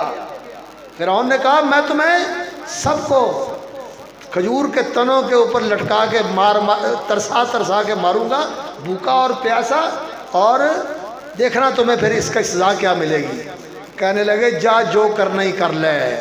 انا آمنا برب ہارون و موسیٰ، ہم نے موسیٰ اور ہارون کے رب کو مان لیا. ہمارا ایمان ہے، تو ہمارے ایمان کو ڈگمگا نہیں سکتا، ہمارے ایمان سے تو ہمیں پیچھے ہٹا نہیں سکتا. ہم مر جائیں گے ایمان سے پیچھے نہیں ہٹیں گے. اور ہمیں تو خون آ جائے کہیں سے، کوئی جتنے مرضی لگے ہوئے ہوں سارے ایسے ہو جاتے ہیں. پتہ ہے نا کمانڈو کا، اب پتہ نہیں کہاں دفن ہوا ہے. اللہ اکبر. اللہ تعالیٰ رحم کرے. ایمان ہے جو انسان کے اندر قوت پیدا کرتا ہے، ایمان ہے جو انسان کو کھڑا کرتا ہے. تو ایمان نے فوراً ان سے شراب چھڑا دی شراب ان سے. تو پھر رسول اکرم صلی اللہ علیہ وسلم نے یہ حکم بیان فرمایا. امام نسائی رحمۃ اللہ علیہ نے کتاب الاشربہ کے اندر جو حلال مشروب ہیں وہ کون سے ہیں؟ پانی ہے، دودھ ہے، شہد ہے، اور اللہ رب العزت نے جو پھل پیدا کیے ہوئے ان کے جوس ہیں، آپ استعمال کریں. لیکن جب اس کے اندر نشہ پیدا ہو جائے، نشہ کیا ہوتا ہے؟ نشہ ہوتا ہے وہ سرشاری، یعنی انسان کے اندر ایک جوش پیدا ہوتا ہے، اور جوش کے ساتھ ایک خوشی پیدا ہوتی ہے. جوش اور خوشی، اور اس سے انسان کو لطف حاصل ہوتا ہے. انسان اپنے اندر ایک انجوائمنٹ محسوس کرتا ہے اور ایک اپنے اندر جوش اور ہیجان محسوس کرتا ہے، جیسے کوئی چیز اس کو اٹھا رہی ہے. اور اس کے ساتھ انسان کے اندر پھر یہ ہوتا ہے کہ میں یہ کام کروں، قوت والا کام کروں، یا کوئی چیز کھانے کا جذبہ پیدا ہوتا ہے کہ میں اس کو کھاؤں، گوشت کھاؤں، یا کسی کام کے کرنے کا جذبہ ہوتا ہے کہ یہ میں کر گزروں. اور پھر جب یہ جوش اور جذبہ بڑھتا ہے تو پھر اس کے راستے میں جو آتا ہے کہتا ہے پیچھے ہٹ جا، میں سے چھٹنا نہیں ہے. نشہ اس کو اندھا کر دیتا ہے، اسے اپنے رشتوں کا بھی پتہ نہیں رہتا، ماں اور بہن کے رشتے کا بھی تقدس نہیں اس کے سامنے رہتا. وہ کہتا ہے کہ اب میں نے بس اپنی جنسی حوث کو پورا کرنا ہے، کوئی چیز میرے سامنے. ایسے ہوتا ہے، یہاں بھی ہوتا ہے وہاں بھی ہوتا ہے، وہاں تو بہت زیادہ ہوتا ہے. میرے ایک جاننے والے ڈاکٹر ہیں امریکہ سے، وہ کہنے لگے ہمارے پاس جو کیس آتے ہیں وہ سارے ایسے ہی کیس ہوتے ہیں کہ گھر کے اندر کسی نے بیٹی کو حوث کا نشانہ بنا دیا، کسی نے بہن کو حوث کا نشانہ بنا دیا، کسی نے ماں کے اوپر ہاتھ ڈال دیا، کسی نے ماں کے اوپر ہاتھ ڈال دیا. اللہ اکبر اللہ اکبر. شراب انسان کو اندھا کر دیتی ہے. تو رسول اکرم صلی اللہ علیہ وسلم نے فرمایا جو چیز بھی نشہ آور ہے وہ حرام ہے. لیکن ایک مسئلہ جو ہے وہ ایسا پیدا ہوا، آپ لوگوں نے پڑھا ہوگا سنا ہوگا کہ کوفے کے کچھ فقہا، خاص طور پر ابراہیم ابن یزید النخعی، تابعی ہیں، بہت نیک انسان تھے، بڑے ہی پارسا تھے اور بڑے ہی پرہیزگار تھے. لیکن کبھی کسی مسئلے کے سمجھنے میں غلطی لگ جاتی، کسی مسئلے کے سمجھنے میں غلطی لگ جاتی. انہوں نے یہ بات کہی، ایک تو یہ کہ شراب وہ ہوتی ہے جو انگور سے بنے. شراب کون ہوتی ہے؟ انگور سے بنائی جائے. کھجور والی جو ہے یہ شراب نہیں ہے، مکئی سے بننے والی، جو سے بننے والی، گندم سے بننے والی یہ شراب نہیں.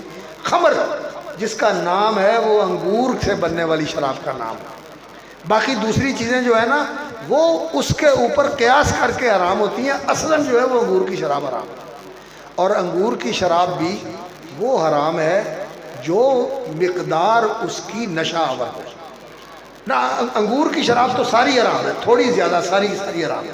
اور جو دوسری شراب ہے کسی اور چیز سے بنتی ہے اس کی وہ مقدار جو ہے وہ حرام ہے جو نشہ پیدا کرے. اور اگر تھوڑی ہو جو نشہ پیدا نہیں کرتی تو وہ حرام نہیں. اور اس طرح جو ہے نا ایک ایسا راستہ کھول دیا گیا کمزوری کا جو لوگوں کے لیے ذرا سا سراغ ہو تو پھر لوگ اس میں گھس کے اس کو بڑا کر لیتے ہیں. تو وہ کوفے کے بہت بڑے عالم بھی تھے، مفتی بھی تھے، حضرت امام ابو حنیفہ رحمۃ اللہ علیہ کے استادوں کے استاد تھے اور اپنے وقت کے بہت نیک آدمی تھے. تو ان کے اس فتوے کا اثر جو ہے وہ پورے کوفے کے اوپر تھا. اور کوفہ شہر بھی ایسا تھا جہاں سیاست زیادہ تھی، سیاست زیادہ تھی، سیاسی رجحان زیادہ تھا. اس لیے یہاں کے رہنے والے کسی حاکم سے مطمئن نہیں ہوئے، کسی حاکم سے مطمئن نہیں ہوئے، ہر ایک پر اعتراض کرنا ان کا مزاج تھا. تو سیاست دان جو ہوتے ہیں نا یہ تھوڑے سے عیش پرست بھی ہوتے ہیں، تھوڑے سے عیش پرست بھی ہوتے ہیں. اس لیے اس فتوے کا اثر ہوا اور کوفے کے اندر جو انگور کی شراب نہیں ہے دوسری اس کے لیے بھی گنجائش نکل آئی. اور انگور سے بنی ہوئی شراب جس کو پہلے نبیذ بناتے ہیں، نبیذ کہتے ہیں انگور کے شربت کو.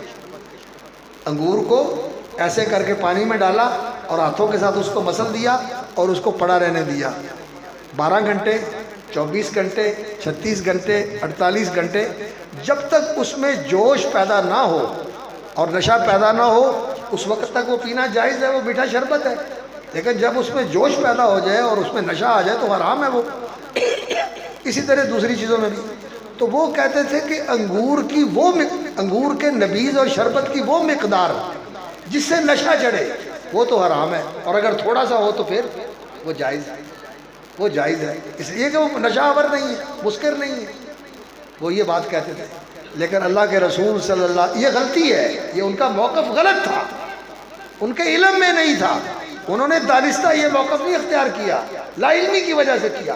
اللہ کے رسول صلی اللہ علیہ وسلم نے فرمایا ما اسکر کثیرہ فقلیل حرام، جس کا زیادہ مقدار نشہ آور ہے اگر اس کا ایک قطرہ بھی پی لیا جائے تو وہ بھی حرام ہے، وہ بھی حرام ہے. اللہ کے رسول کا فرمان. لیکن ان کو نہیں پتہ چلا، انہوں نے کہا کہ جو نشہ آور ہو وہی حرام ہے اور اگر تھوڑی ہو وہ نشہ آور نہیں ہے اس لیے وہ حرام نہیں ہے. غلطی لگ گئی. تو امام نسائی رحمۃ اللہ علیہ نے پھر اس باب کے اندر کتاب الاشربہ کے اندر آپ نے تفصیل پڑھی کہ یہ ساری تفصیلات انہوں نے بیان کر کے یہ بتایا کہ اللہ کے رسول نے شراب کے سارے دروازے بند کر دیے، مکئی کی بنی ہوئی ہو، جو کی بنی ہوئی ہو، انگور کی بنی ہو، کھجور کی بنی ہو، منقے کی بنی ہو یا گندم کی بنی ہو، کسی چیز کی بنی ہو، بڑی تفصیلات ہیں اس بات کے اندر ذکر فرمائی۔ تو یہ ساری جو ہے نا وہ شراب ہے، اور جس کی زیادہ مقدار نشہ آور ہو، اس کی تھوڑی مقدار بے شک نشہ آور نہیں ہے، وہ بھی حرام ہے۔ ما اسکر الفرق منہ، جس کا ڈرم نشہ آور ہے، فملء الکف منہ حرام، ایک لب بھر کے پینا بھی حرام ہے۔ ڈرم پینے سے نشہ آتا ہے، لیکن لب میں تھوڑی سی ڈال کے گھونٹ بھرے آدمی تو وہ نشہ آور تو نہیں ہے، لیکن وہ بھی حرام ہے، اللہ کے رسول نے فرمایا۔ تو امام نسائی رحمۃ اللہ علیہ نے یہ ساری تفصیلات ذکر فرمائی، اور آخر میں جو باب ذکر کیا ہے وہ ہے الاشربۃ المباحہ، وہ ابواب یعنی وہ مشروبات کہ جو اللہ رب العزت نے حلال کیے ہیں، اور اس کے اندر جو انہوں نے ذکر کی ہیں، حدیث ذکر کی ہے اور آثار ذکر کیے ہیں، آثار ذکر کیے ہیں اور احادیث ذکر کی ہیں، اس کے اندر انہوں نے یہ بتایا ہے کہ کون کون سے مشروبات ہیں جو حلال ہیں اور مباح ہیں اور جائز ہیں، انسان پی سکتا ہے۔ اور اس کے لیے حدیث کون سی لے کے آئے ہیں؟ حدیث لے کے آئے ہیں حضرت ام سلیم رضی اللہ تعالیٰ عنہ کی۔ حضرت انس رضی اللہ تعالیٰ عنہ کی والدہ تھی ام سلیم، اور یہ نبی صلی اللہ علیہ وسلم کی ننہالی رشتہ دار تھی، خالاؤں میں سے تھی۔ نبی صلی اللہ علیہ وسلم کی والدہ کا خاندان مدینے کا رہنے والا تھا، بنو زورہ، تو یہ آپ کی ننہالی رشتہ دار تھی، اور نبی صلی اللہ علیہ وسلم کی بہت ہی زیادہ میزبان تھی۔ ان کو پتہ چل جاتا ہے کہ اللہ کے رسول کی آواز آج کمزور ہے، لگتا ہے اللہ کے رسول بھوکے ہیں۔ انس جا لے جا کھانا اللہ کے رسول کے، صلی اللہ علیہ وسلم، اللہ کے رسول آج بھوکے لگتے ہیں، آواز کمزور ہے۔ رسول بہت زیادہ خیال کرنا، جب آ جانا اللہ کے رسول نے گھر میں تو جو کچھ ہونا آ کے اللہ کے رسول کو پیش کر دینا۔ اور اللہ کے رسول صلی اللہ علیہ وسلم نے سونا تو انہوں نے پسینہ اکٹھا کر کے خوشبو بنا دے، صلی اللہ علیہ وسلم۔ ان کے پاس ایک پیالہ تھا، انہوں نے حضرت انس کہتے ہیں کہ ان کے پاس ایک پیالہ تھا، من عیدان یا من عیدان، دونوں طرح ٹھیک ہے۔ عیدان اگر عین کے فتح کے ساتھ پڑھے تو کھجور کے تنے کے اندر سے وہ جو درمیان کے اندر وہ نرم سا جالا ہوتا ہے اور گودا ہوتا ہے، وہ نکال کے اس کا پیالہ بنایا ہوا تھا، اس کو اندر سے کھود کے اس کا پیالہ بنایا ہوا تھا۔ عیدانہ کہتے ہیں لمبی کھجور کو، اور عیدان اس کی جمع ہے، یعنی کھجور کے تنے کا بنا ہوا پیالہ تھا۔ جیسے کسی چیز کو کھود کر لکڑی کا پیالہ بنا لیا جائے، عربوں کے ہاں کھجور کا اس طرح پیالہ بناتے تھے۔ یا من عیدان، لکڑیوں کا بنا ہوا پیالہ تھا، لکڑیاں ایک دوسرے کے اوپر جوڑ کے بھی پیالے بنائے جاتے تھے، تو لکڑی کا پیالہ تھا۔ تو کہنے لگی کہ میں نے اس پیالے کو سنبھال کے رکھا ہوا ہے کہ اس پیالے کو اللہ کے رسول کے ہونٹ لگے، صلی اللہ علیہ وسلم۔ یہ پیالہ اتنا مقدس ہے کہ اس کو اللہ کے رسول کے ہونٹوں نے چوما ہے، یہ آپ کے منہ کو لگا ہوا ہے، اس لیے میں نے اس کو سنبھال کے رکھا ہوا ہے۔ اور میں نے اس پیالے کے ساتھ اللہ کے رسول صلی اللہ علیہ وسلم کو سارے ہی مشروب پلائے ہیں، اللہ اکبر، پانی بھی پلایا ہے، شہد بھی پلایا ہے، دودھ بھی پلایا ہے، اور کھجوروں کا شربت بھی پلایا ہے۔ تو جو اللہ کے رسول کو پلایا ہے وہ جائز ہوا نا۔ انہوں نے کہا کہ یہ ساری چیزیں جائز ہیں، یہ ساری چیزیں جائز ہیں، لیکن کھجور کا شربت تب تک جائز ہے جب تک اس میں جوش نہیں آتا، ابال نہیں آتا، بلبلے نہیں بنتے۔ جب بلبلے بننے شروع ہو جائے پھر کام خراب ہو گیا۔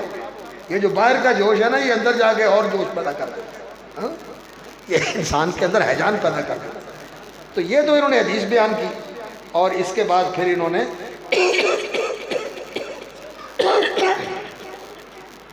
یار ٹھنڈا پانی آنا چاہیے،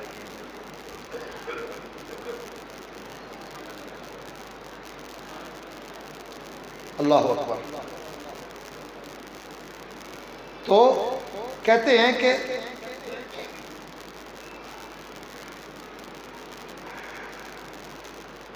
پھر علماء جو تھے کوفے کے، ان کا یہ طریقہ تھا کہ جو رسول اکرم صلی اللہ علیہ وسلم، جزاک اللہ خیر، شکریہ بیٹا،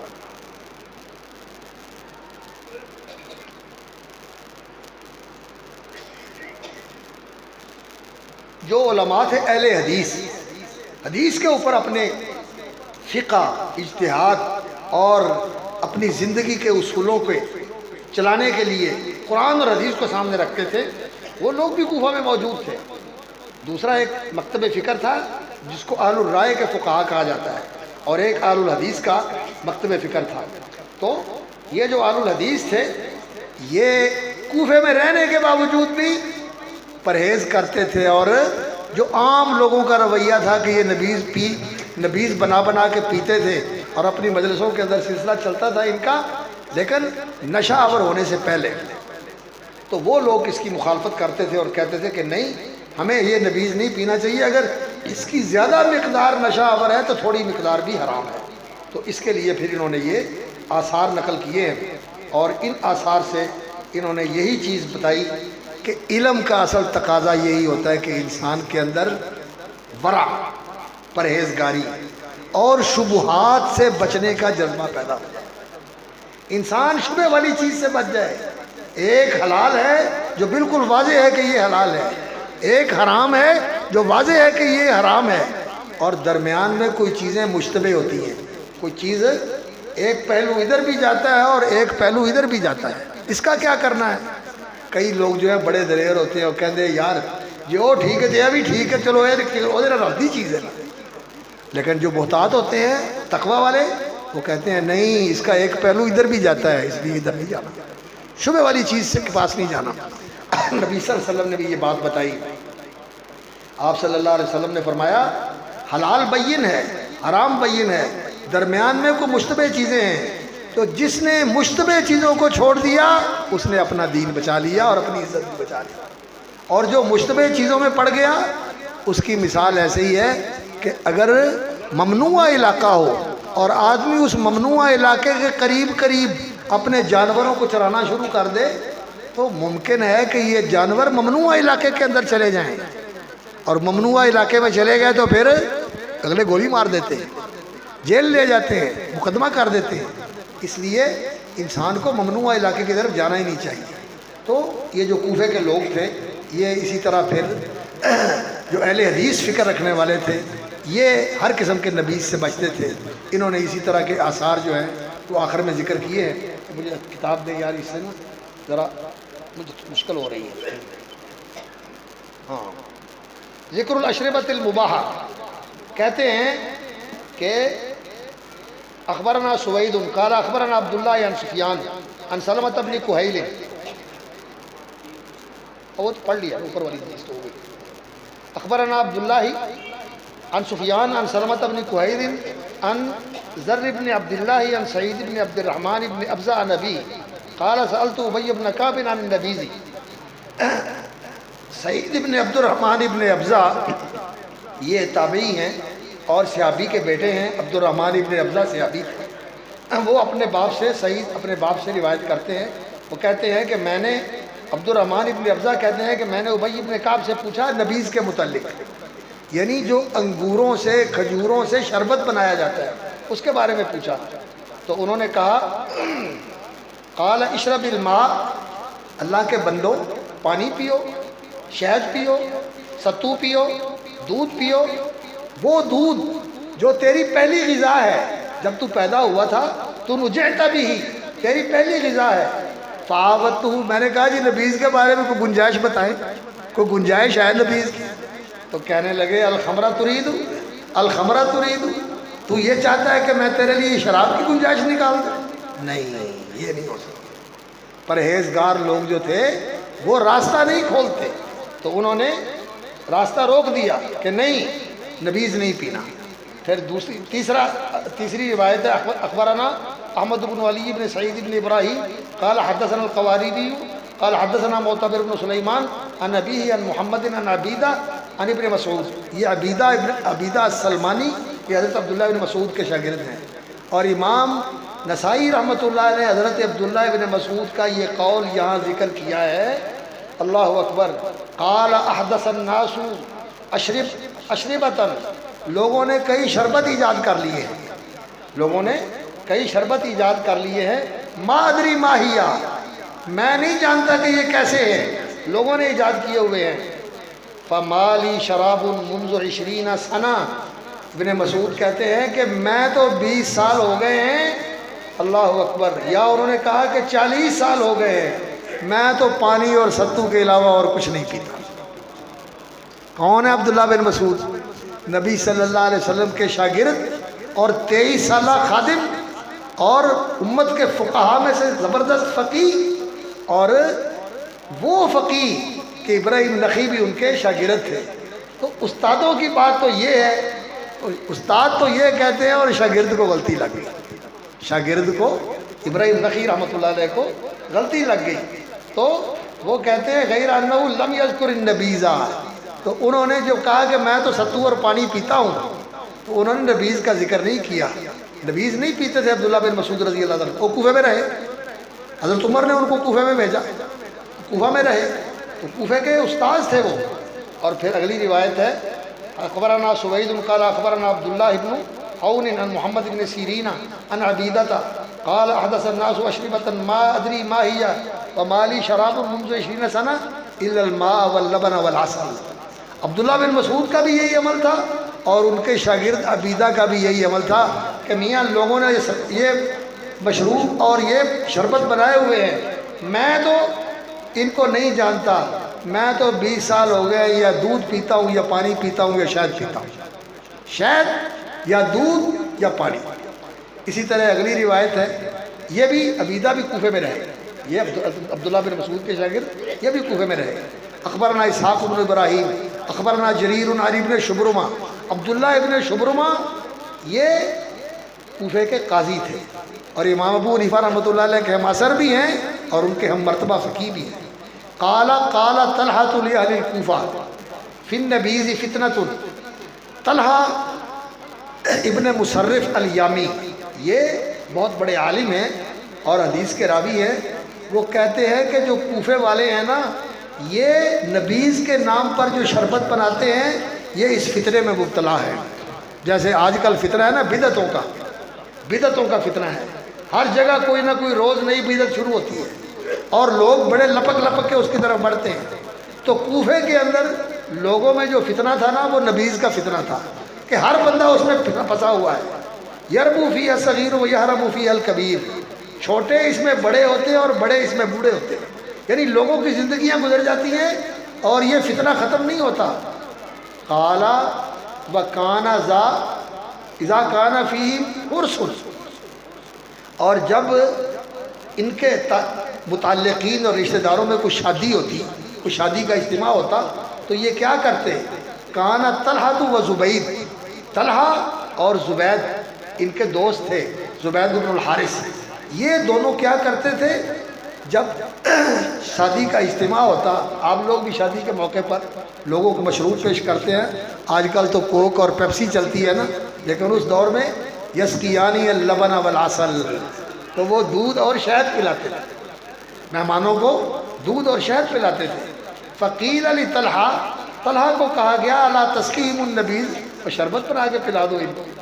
تو کہنے لگے میں نشہ آور چیز کا سبب بنوں اور میں اس کو پیش کرنے والا بنوں، گناہ کے سامنے، گناہ کے معاملے میں میں معاون بنوں، یہ نہیں ہو سکتا۔ اخبرنا اسحاق بن ابراہیم قال اخبرنا جریر قال کان ابن شبرمہ لا یشرب الا الماء واللبن، عبداللہ ابن شبرمہ جو قاضی تھے وہ بھی دودھ اور پانی کے سوا اور کچھ نہیں پیتے تھے، یعنی یہ نشے والی چیزیں یا نشے کا ذریعہ بننے والی چیزیں استعمال نہیں کرتے تھے۔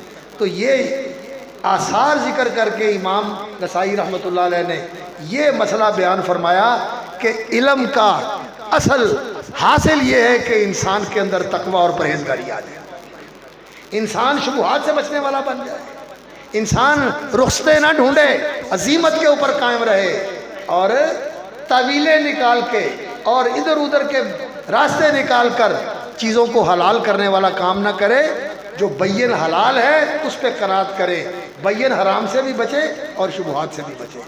اصل علم جو ہے وہ اللہ کی خشیت کا نام ہے اور وہ تقوی کا نام ہے، العلم ایمان اور تقوی کا نام ہے، اللہ پہ یقین اور تقوی اور پرہیزگاری، یہ ہے اس علم کا حاصل۔ اس پر امام رحمۃ اللہ علیہ نے اس باب کو ختم کیا ہے، یہ بتانے کے لیے کہ عزیزو، علم والو، دین سے تعلق رکھنے والو، اپنی زندگی کے اندر تقوی، حرام سے بچنا، فرض کو چھوڑنا نہیں، اس کو چھوڑنے سے بچو، حرام کا ارتکاب نہیں کرنا، اس کے ارتکاب سے بچو، یہ تقوی ہے۔ اور دوسری طرف ڈاکٹر شرافت علی تو بار بار اپنے یوٹیوب سے کہہ رہے ہیں کہ نبیز بھی ہوتے ہیں، اس کا مطلب یہ ہے کہ اچھے بھی میں بات بتاتا ہوں، بات یہ ہے کہ میں عرض کر رہا تھا کہ تقوی یہ ہے کہ انسان جو چیز اللہ رب العزت نے حکم دیا ہے اس کو چھوڑے نہیں، اور جس چیز سے روک دیا اس کا ارتکاب نہ کرے، یہ تقوی ہے۔ الامر اس کو قبول کرنا، النہی اس سے اجتناب کرنا، اور ورع یہ ہے کہ انسان جو چیز شبہ والی ہے اس سے بھی پرہیز کرے۔ دین تقوی اور ورع کا نام ہے۔ انہوں نے ڈاکٹر شرافت علی صاحب کے نام سے ذکر کیا ہے کہ وہ نبیذ پینے کی تلقین کرتے ہیں۔ نبیذ جو ہوتا ہے وہ ایک ہوتا ہے کہ جب آپ نے انگور، کھجور یا اس طرح کی چیز کو پانی کے اندر شامل کر کے میٹھا شربت بنا لیا، یہ سادہ نبیذ ہے، یہ جائز ہے، اس کے اندر جوش نہیں آیا، یہ آپ پئیں۔ شرافت علی صاحب بھی یہی کہتے ہیں کہ آپ اس کو رکھیں اور وہ پوری طرح اس کے اندر حل ہو جائے، اور اس کا پانی مکس کر کے اس کو آپ گرائنڈ کر لیں یا اس کو بھگو کے رکھیں، اور اس میں جوش پیدا نہ ہوا ہو اس کو استعمال کر لیں، اب یہ جائز ہے، یہ جائز ہے۔ اور دوسری اس کی شکل یہ ہوتی ہے کہ آپ نے 12 گھنٹے کے لیے اس کو رکھ دیا اور چیک کیا کہ ابھی تک اس میں جوش پیدا نہیں ہوا، پھر تھوڑا سا اور بڑھا دیا، 18 گھنٹے کر دیا، 24 گھنٹے کر دیا، تھوڑا سا جوش آ گیا اس میں، لیکن ابھی وہ جوش نہیں آیا کہ پیتے ہوئی سوئی گھوم جائے، تھوڑا سا آیا ہے۔ اور یہ تھوڑا سا جو آتا ہے نا، لوگ کہتے ہیں پہلے تھوڑا تھوڑا اور پھر پوڑی بڑھتی جاتی ہے، یہ کام خراب ہے۔ جب نشہ اس کے اندر آ جائے تو وہ ہم منع کر رہے ہیں، جب تک اکیلا ہے تو آپ پئیں، شوق کریں، اس کا کوئی حرج والی بات نہیں ہے۔ لیکن وہ لوگ کرتے کیا تھے، وہ کہتے تھے کہ ہم اس کے اندر تھوڑا سا جوش پیدا کر لیتے ہیں، لیکن وہ ہمارے لیے نشہ آور نہیں ہوتا، وہ ہمارے لیے نشہ آور نہیں ہوتا۔ مثال دے کر میں آپ کو بتاتا ہوں، جو سگریٹ پینے والے دوست ہوتے ہیں نا، وہ تو چین سموکر ہوتے ہیں، وہ سگریٹ بجھنے نہیں دیتے، ایک کے ساتھ دوسرا لگا کے سارا دن پیتے رہتے ہیں۔ لیکن میرے جیسے آدمی کا حال یہ ہے کہ میرے سامنے کوئی سگریٹ کا دھواں چھوڑ دے، مجھے فوراً جو ہے نا سر میں درد شروع ہو جاتا ہے۔ جو پینے والا اس کو کچھ نہیں ہوتا۔ اسی طرح جو نشے کا عادی ہے، یہ تھوڑے جوش والا پی لے گا تو اسے پتہ ہی نہیں چلنا، اسے پتہ ہی نہیں چلنا۔ اس لیے اللہ کے رسول صلی اللہ علیہ وسلم نے دروازہ بند کیا ہے، جب اس میں تھوڑا سا جوش پیدا ہو جائے پھر اس کو چھوڑ دو، پھر اس کے قریب نہ جاؤ۔ تو علم جو ہے وہ تقوی اور ورع کا نام ہے۔ اللہ رب العزت ہمیں تقوی نصیب فرمائے، ہمیں ورع نصیب فرمائے، اور علم و یقین نصیب فرمائے، یہ اس علم کا امتیاز ہے۔ اور میری دعا ہے اس مرکز الہدایت کے لیے، مرکز الہدیٰ کے لیے، اور یہاں کے اساتذہ کے لیے، بالخصوص مدیر التعلیم مولانا عبدالحکیم صاحب کے لیے، اور یہاں کے ماشاءاللہ بزرگ ہستی صوفی بشیر احمد صاحب کے لیے، اور ان کے ماشاءاللہ دست و بازو، اور ان کے سامنے اور پیچھے دائیں بائیں سینہ سپر رہنے والے ہمارے بھائی حاجی صفدر صاحب، اور آپ سارے رفقا جو ان کے دست و بازو اور ان کے ساتھ ہیں۔ اس کو آپ نے مرکز الہدیٰ بنایا ہے، اور اللہ تعالیٰ نے کیا کہا ہے قرآن میں، هو الذی ارسل رسولہ بالہدیٰ، جو ہدا اللہ کے رسول لے کے آئے ہیں یہ اس کا مرکز ہے۔ یہاں قرآن اور حدیث کی تعلیم دی جاتی ہے، اور قرآن اور حدیث کی تعلیم کے مطابق الدین الحق تربیت دی جاتی ہے، عمل سکھایا جاتا ہے۔ اللہ تعالیٰ اس مرکز کو قائم رکھے، اس کو آباد رکھے، اس کو ترقی دے، اس کے اساتذہ کی حفاظت فرمائے، اور جو اس کے محتمم ہیں، منتظم ہیں، ان کے معاونین ہیں، ان کے دست و بازو ہیں، اللہ تعالیٰ ان کی زندگیوں میں برکت کرے، صحت میں برکت کرے، دین ایمان میں برکت ترقی عطا فرمائے، مال اولاد میں برکت ترقی عطا فرمائے، رزق میں برکت عطا فرمائے، عزت و برکت، عزت اور آبرو میں برکت عطا فرمائے، اور اپنے حفظ و امان کے اندر اور عافیت کے ساتھ رکھے۔ اللہ تعالیٰ ہمارا یہاں بیٹھنا اور کچھ اللہ کی اور اللہ کے رسول کی باتیں، کچھ اہل علم کی باتیں جو کی ہیں، اللہ انہیں قبول فرما کر اپنی بارگاہ میں اپنی رضا کا اور ہمارے لیے نجات کا ذریعہ بنا دے، اور اللہ ان لوگوں کے ساتھ ملا دے جو علم والے تھے، یقین والے تھے، تقوی والے تھے، پرہیزگاری والے تھے. یہ پرہیزگاری اللہ تعالیٰ ہماری زندگی میں بھی نصیب فرما دے. سبحان ربک رب العزت عما یصفون وسلام علی المرسلین والحمد للہ رب العالمین.